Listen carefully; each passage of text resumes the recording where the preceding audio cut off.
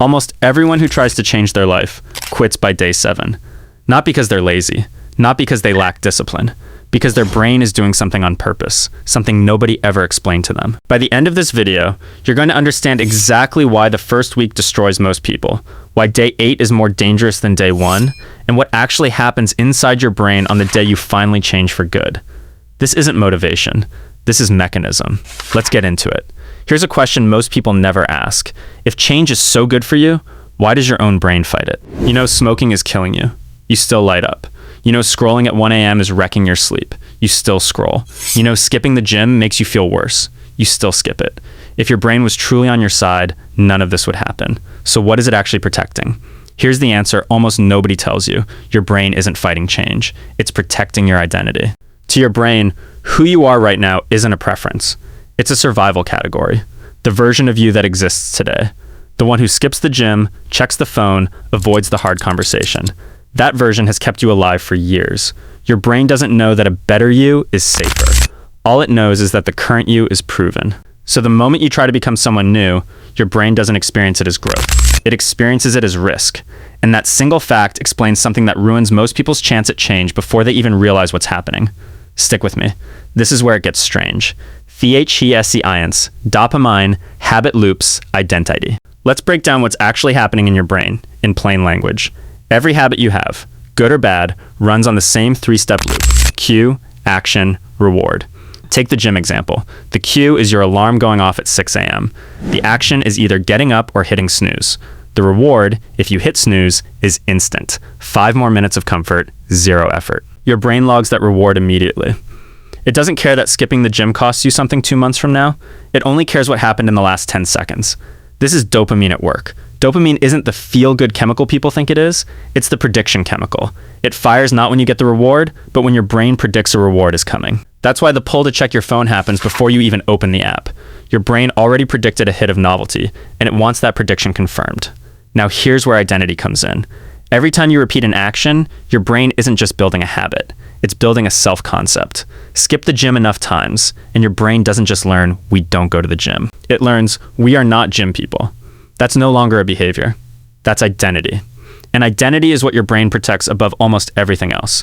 This is why willpower alone rarely works. You're not fighting a bad habit. You're fighting a self-image that your brain has spent years reinforcing, one small reward at a time. So if identity is the real obstacle, why does it specifically take until day 7 for people to break? Why not day 2? Why not day 15? The answer is stranger than you'd expect. Here's the part that changes everything. The first 7 days aren't meant to change your life. They're designed, by your own brain, to make you quit. Think about it from your brain's point of view. It has no way of knowing this new behavior is safe. So it runs a test. It doesn't sabotage you on day 1, because day 1 doesn't feel threatening yet. It feels like a novelty, almost exciting. But your brain is quietly logging every single thing. Every urge you resist, every craving you override, every moment you almost give up. It's not being cruel. It's gathering data. And by the end of that data gathering window, it makes a decision. Do we let this new pattern become who we are, or do we shut it down and go back to what's proven? That decision point isn't random. It happens on day 7. So let's walk through what actually happens, day by day. Because once you can see the pattern coming, it loses almost all of its power over you. Dies 1, 7, awareness, pace. Days 1 through 7 are what I call the awareness phase. Your brain isn't resisting yet. It's watching. Day 1 to 3 usually feel deceptively easy. You're running on motivation, and motivation is just borrowed energy.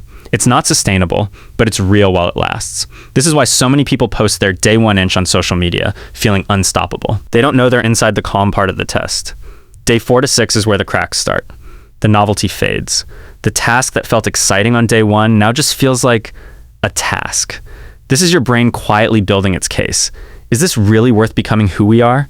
And then there's day 7, the day almost everyone quits.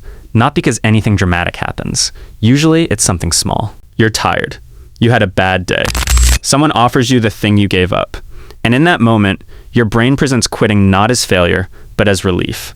Just this once is the most dangerous sentence in the entire process, because it's not really about once. It's your identity asking for its old body back. So why do most people quit exactly on day 7 instead of day 3 or day 10? Because 7 days is roughly how long it takes your brain to finish collecting enough evidence to make its decision. Once it decides you're serious, it stops watching and starts resisting. Which brings us to the part almost nobody survives long enough to experience. What happens if you make it past day 7? Dies 8:14. Resistance Paces. If days 1 through 7 are your brain watching, days 8 through 14 are your brain fighting back.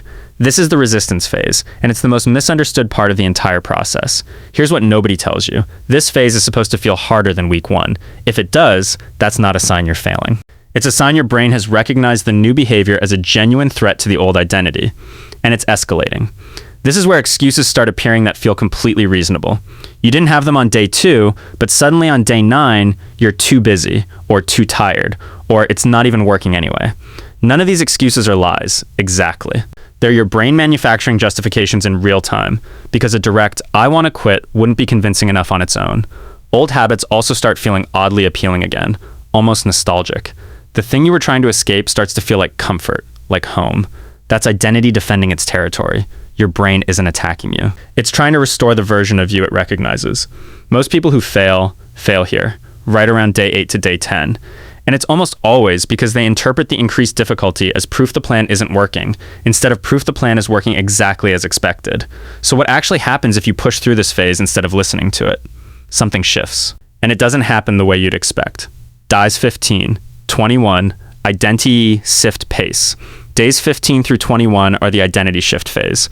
And this is where the entire process finally pays off, but not in the dramatic way most people imagine. There's no fireworks moment, no single instant where you suddenly become new. What happens instead is quieter and, honestly, stranger. The new behavior stops requiring a decision. Around this point, people who've made it this far report something almost identical, regardless of what habit they were building. The gym stops being something they make themselves do and starts being something they just do, the same way you don't negotiate with yourself to brush your teeth. The urge to check the phone at 1 a.m. quiets down, not because willpower won, but because the brain has stopped flagging the new behavior as a threat. This is the actual mechanism behind the popular idea that habits take 21 days to form. It's not a magic number. It's roughly how long it takes your brain to stop treating the new pattern as foreign and start filing it under, this is just who we are now. Once that filing happens, protection flips. The same identity defense system that spent 2 weeks fighting you now starts defending the new you instead. That's the entire game. You're not trying to out-willpower your brain forever. You're trying to survive long enough for your brain to switch sides. So let's go back to the question I asked you at the very beginning of this video, the one almost nobody can actually answer. Final reveal. Do you actually become a completely different person in 21 days?